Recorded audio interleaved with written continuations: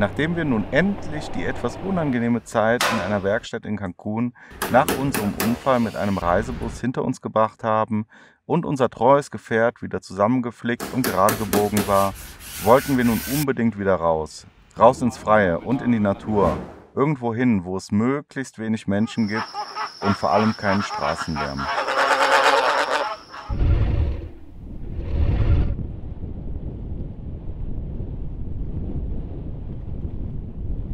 Denn an der gesamten Riviera Maya, im Grunde an der gesamten Küste von Quintana Roo, von Cancun bis runter nach Bacalar, ist dies für Reisende wie uns, jene, die mit ihrem eigenen Fahrzeug unterwegs sind, wohl ein Ort, der nur in unseren Träumen existiert. Also beschlossen wir kurzfristig, die im Netz so gehypte und von Pauschalreisenden überflutete Schickimicki-Küste Riviera Maya wieder zu verlassen und wieder zurück in den benachbarten Bundesstaat Yucatan zu fahren. Dorthin, wo die Mexikaner noch Sombreros tragen und einfach alles etwas authentisch erscheint. So, wir gehen jetzt erstmal schön authentisch Tacos essen.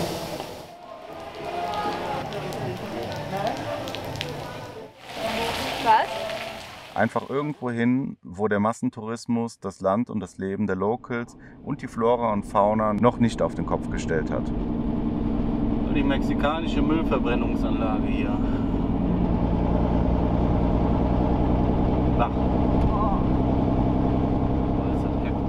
Gemeinsam mit Tom und Niki, die ihren Urlaub auf der Yucatan-Halbinsel verbringen möchten, sind wir auf dem Weg nach El Cuyo, einem kleinen, ruhigen Örtchen an der nördlichen Küste Yucatans, welches besonders bei Kitesurfern bekannt ist.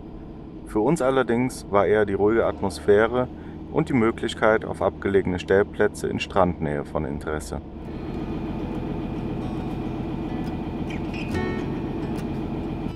Wir haben den beiden unser kleines Zelt für die Nacht ausgeliehen und ich glaube, zwischen den Hotel- und B&B-Übernachtungen war dies eine schöne und etwas abenteuerlichere Abwechslung. Oh, I ain't gonna live like this no more. Most my life's been waging war till I found peace. I could have swore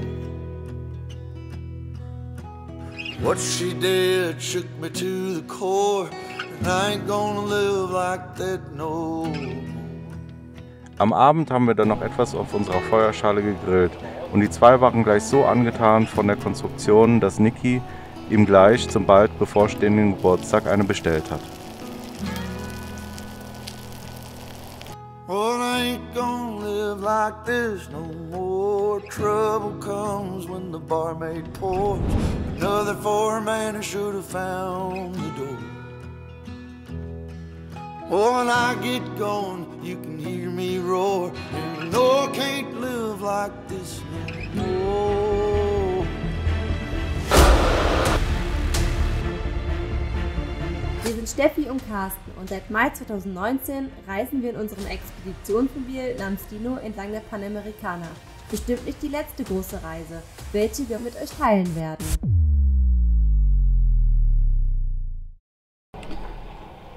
Hallo ihr Lieben und herzlich willkommen zu einem neuen Video hier auf Dino Adventure.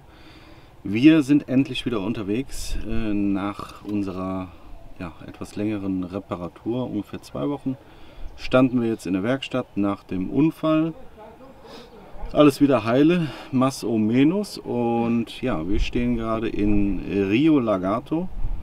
Haben gerade noch Wasser aufgefüllt hier an der Tankstelle und fahren jetzt zu ein paar schönen Campspots. Da soll es Flamingos und Krokodile und schöne Salzseen geben, die wir uns angucken wollen. Sind gespannt.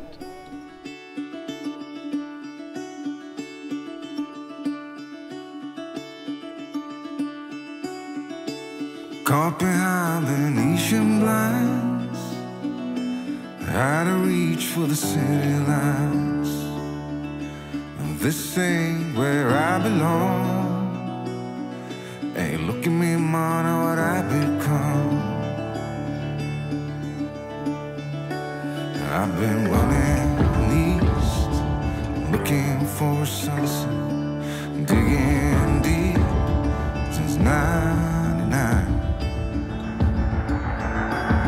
What I thought was gone was sitting in my pocket in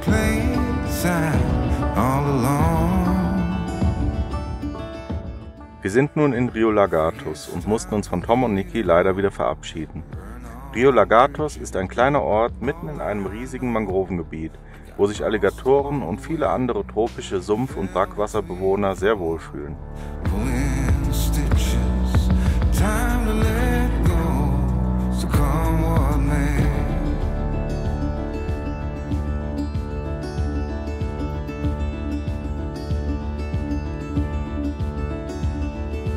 Don't look before you leave.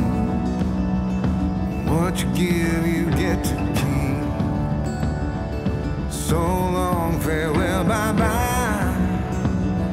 Let's have a toast for those lost old eyes. And my crooked little heart that seems so rebellious is falling apart right now. I'm bleeding an easy kill. Gonna leave it all behind. I think it's time for me to go. Burn all bridges. All I know, I got lost along the way. Fell between the fold. Wind stitches. So, hier sind wir jetzt an so einer kleinen Zenote, direkt am Wasser. Ja, die einen schreiben auf iOverlander, die Einheimischen gehen hier schwimmen und die anderen schreiben, hier sind Krokodile drin. Also ich würde, glaube ich, nicht hier schwimmen gehen.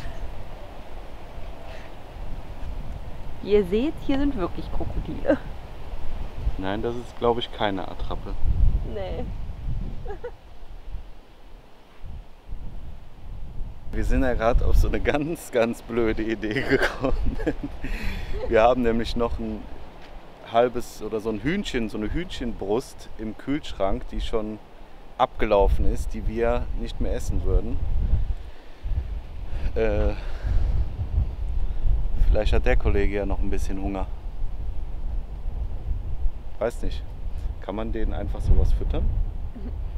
Ich weiß nicht, ob wir das machen sollten. Vielleicht fragen wir mal irgendwen, der hier lebt. Wäre auf jeden Fall lustig, so eine Krokodilfütterung.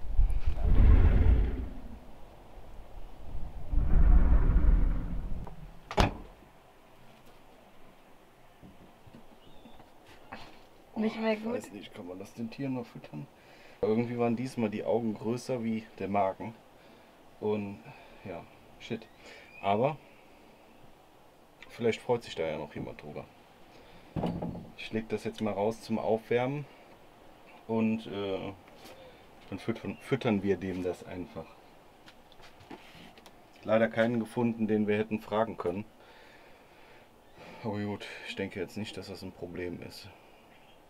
Hoffe ich. Boah, das stinkt schon richtig abartig, ey. Aber wir haben gerade extra noch mal gegoogelt, weil wir uns unsicher waren wegen Aas und verdorbenem Fleisch, ob man das dem Tier überhaupt füttern kann. Aber Krokodile sind Aasfresser und denen macht es gesundheitlich nichts aus. Ähnlich wie bei Hunden übrigens oder gleich wie bei Hunden. Besser wie wegschmeißen, würde ich jetzt behaupten.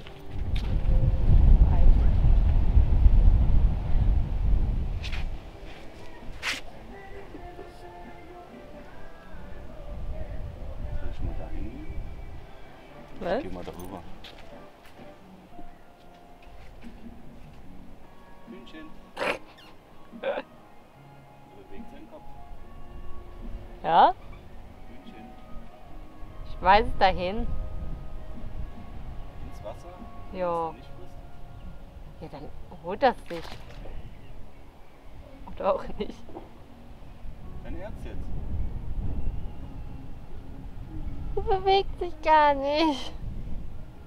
Ach nö, kann doch nicht sein. Toll. Vielleicht isst das gleich noch, wenn er Hunger kriegt.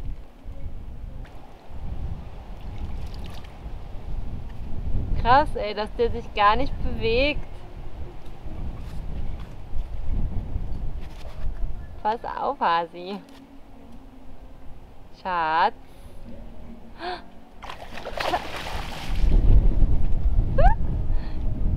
Wo ist es hin?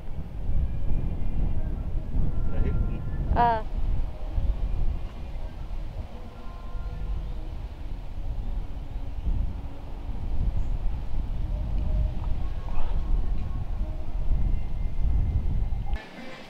Naja, vielleicht hat das kleine Krokodil schon genug Möwen und Pelikane oder kleine Straßenhunde oder was auch immer gefressen.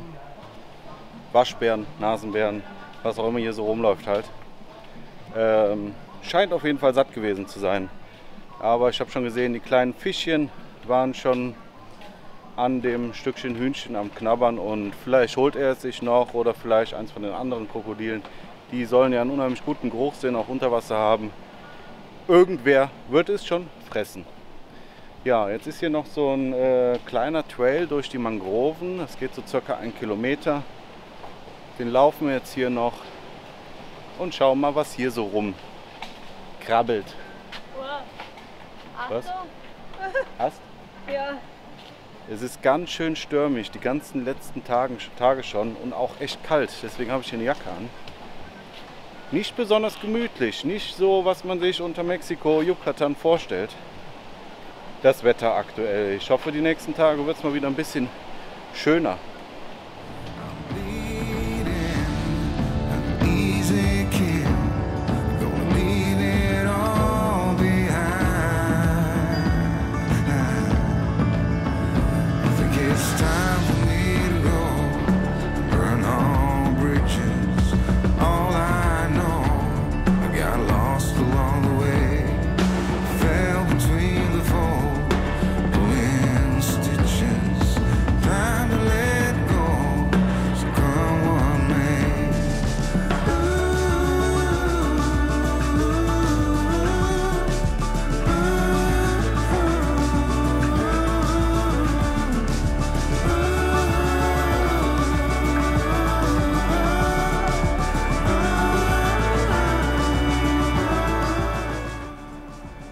Der Alte hier hat schon ein bisschen Moos angesetzt. Hat auf jeden Fall ein paar anständige Beißerchen.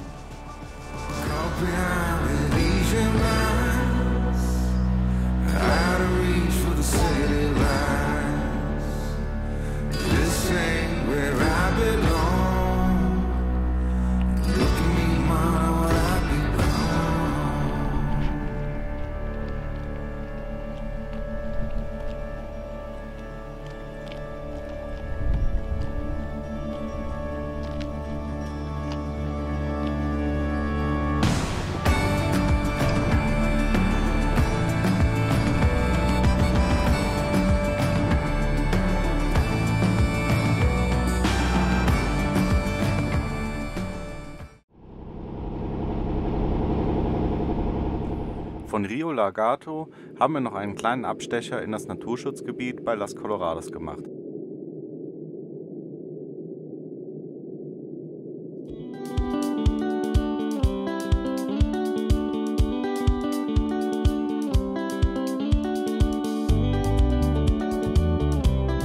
Der Name ist hier Programm. Hier wird nämlich für Sal Sol das Rohsalz abgebaut.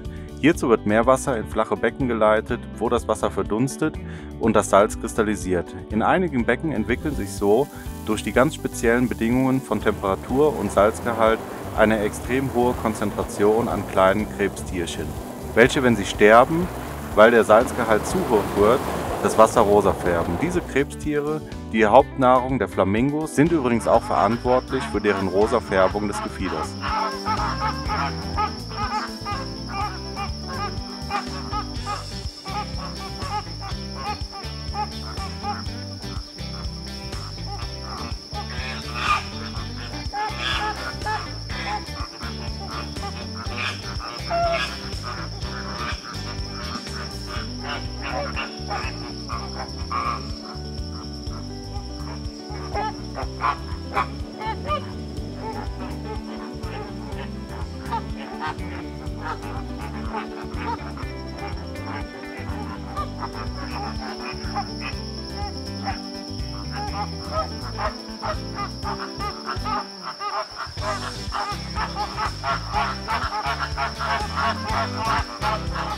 Würden sich die Flamingos anders ernähren, wären sie wohl weiß wie diese Pelikane hier.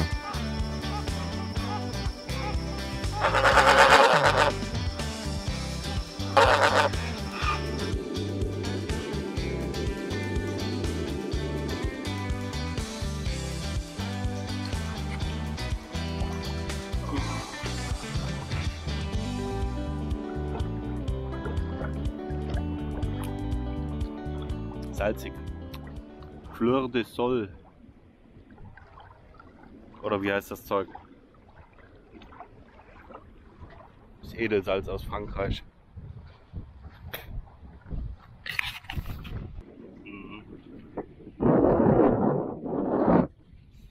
Das hier soll so ein kleiner Tümpel sein, der eigentlich wohl blau ist, der wahrscheinlich nur zu einer anderen Jahreszeit. Und im Internet steht, dass man hier drin schwimmen gehen dürfte.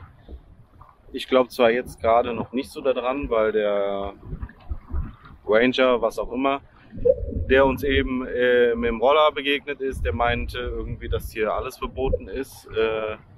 Aber hier steht noch so ein Mensch mit Roller, mit Motorrad, mit denselben Klamotten und den werden wir jetzt einfach mal fragen, ob wir hier mal ins Wasser springen dürfen.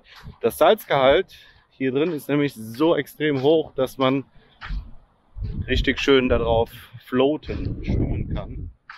Ja, da ist da gerade irgendwie irgendwelche Fischernetze da am.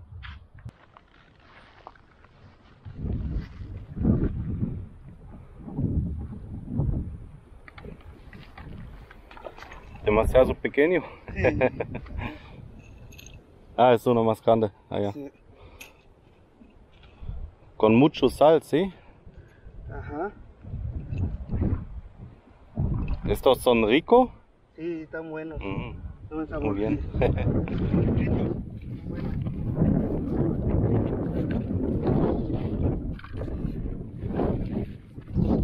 Ah, okay. ¿Permiso para nadar ahí? No, no, no se No, puede. no, nada. El otro también. Ah, está calado, sí. ¿Este? Sí. Ese sí. Ah, ok. Pero ya estos así, ya no. Estos no, pero Estos no. solo este. Solo este. Ah, ya, ok. Y el mar. Ah, y El el mar mar. es libre. Ok, ok. Muchas gracias, señor. Hasta luego. A ver si cae más. Un buen día.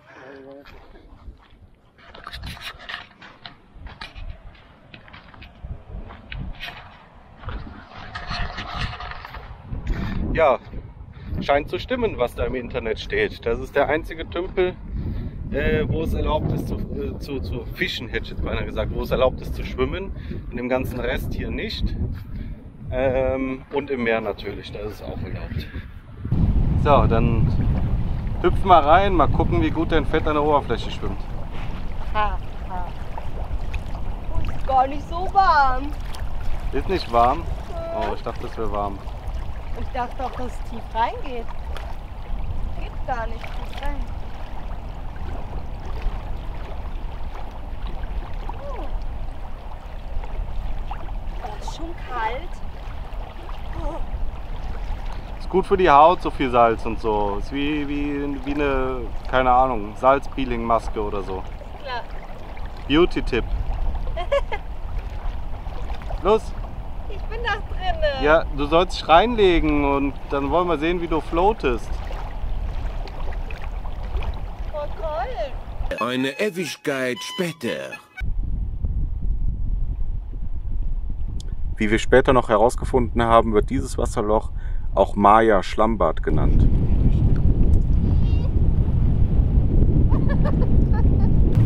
Soll ja gut für die Haut sein und so. Stand zumindest, wo stand das? Auf einer Oberländer. Ja. Heilerde und so. Genau, Heilerde nennt man Here das. to take a bullet, standing by your side. I'll do anything for you, anytime. I'll carry you on my shoulders, a little heavy as time goes by. You know it's not forever, but for a little while. Little Lucifer, Lucifer, hold on. Little Lucifer, the day's yet to come. Little Lucifer, Lucifer, little Lucifer,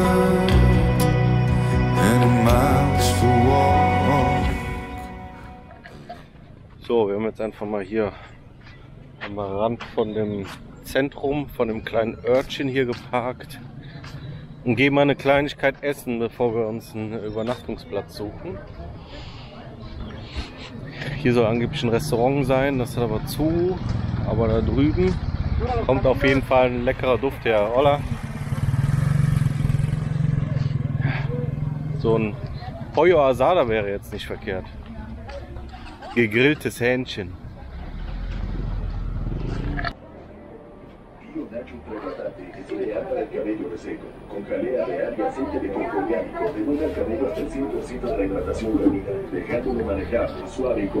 Ist hier einfach so eine kleine Bude, wo die Mutti noch aus dem Haus raus verkauft. Wir haben jetzt ein Grillhähnchen und Spaghetti bestellt. Was heißt bestellt? Das hat sie uns angeboten, das haben wir genommen. Wird schon schmecken, Hauptsache was im Magen. Hunger. Guck mal meine Haut an. Alles voller Salz. Krass. Ja und? Du hast gesagt, deine Haut Ach so, fühlt sich jetzt weicher an. Genau, ich habe nämlich mein Gesicht schon abgewaschen mit Süßwasser und es fühlt richtig weich an, im Gegensatz zu hier. Wir haben auch eben gelesen, dass die Mayas das traditionell machen. Also es gibt dieses Loch, wo wir waren, und dann gibt es noch ein Loch, das heißt sogar traditionell Mayan Mattbad, also traditionelles Maya Schlammbad. Ja, und das machen die für die Haut oder so. Aber es fühlt sich wirklich gut an. Ohne euch jetzt auf den Arm nehmen zu wollen, es fühlt sich wirklich irgendwie gut an. So, dann lassen wir uns mal schmecken von der Mutti aus der Küche, ne? Ist wenigstens warm? Nein? Ist nicht warm? Oh Mann. Meiner ist auch kalt. Fleisch auch. Weiß nicht. Ja, auch kalt. Sagen wir mal so, sie war stets bemüht. Hofft man nur, dass wir keine Scheißerei davon bekommen. Und dass es nicht so teuer wird, es stehen nämlich keine Preise. Alles gut mit Limette desinfizieren, dann geht das schon. Gerade noch ein nettes Pärchen aus der Schweiz hier getroffen. Die sind aber auf dem Weg in die andere Richtung. Und wir gehen jetzt mal zu Fuß hier abchecken, ob wir irgendwo hier stehen bleiben können. Ja, ist auch gar nicht mal so schlecht jetzt, das Plätzchen. Stehen wir direkt am Meer. Da hinten ist diese kleine Straße, ungefähr 100 Meter. Und hinter der Straße ist das Sal Sol Firmengelände, wo die Salz abbauen. Speisesalz, Meersalz. Was wir übrigens auch haben wir eben festgestellt. Was wir hier immer gekauft hatten. Ist gar nicht mal so schlecht. Salz halt, ne?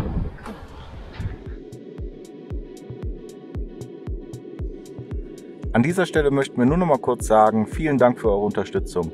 Sei es nur mit einem Abo, einem Däumchen nach oben, einer Spende in unsere Dieselkasse oder einem kleinen Einkauf in unserem Shop. Wo wir gerade davon reden, diesen Edelstahl Campinggrill können wir euch nur wärmstens empfehlen. So viel wie dieser kann keiner. Naja, ist ja auch von mir. Und wenn ihr immer noch kein Puzzle von uns zu Hause habt, dann wird es jetzt aber endlich mal Zeit, also haut rein. www.dinoadventure.de/shop, Link in der Videobeschreibung. Und wenn ihr gerade neu hier seid, dann schaut doch gerne erstmal unsere letzten 138 Videos an. Die gibt es sogar kostenlos hier auf YouTube, auf dem Kanal Dino Adventure. Ich habe gehört, der soll ganz okay sein, dieser Kanal. Ihr findet den Daumen nicht? Na, der ist an eurer rechten Hand und den könnt ihr jetzt benutzen, um das graue YouTube-Däumchen unten rechts unter dem Video blau zu färben. Ein einfaches Antippen dazu langt völlig. Also... Well, what are you waiting for? Turn that thumb blue! Ach ja, und irgendwo gibt es da noch so ein kleines Glöckchen, damit ihr auch ja keine Videos mehr von uns verpasst. Nur für den Fall, dass der Algorithmus uns mal wieder nicht so sehr mag und euch nicht anzeigt, dass wir wieder ein neues Video online haben. In dem Sinne, macht es gut oder macht es besser. Stop dreaming. Start planning. Haut auf den Abonnieren-Button und auf das Däumchen und auf das Glöckchen. Und dann bis zum nächsten Mal.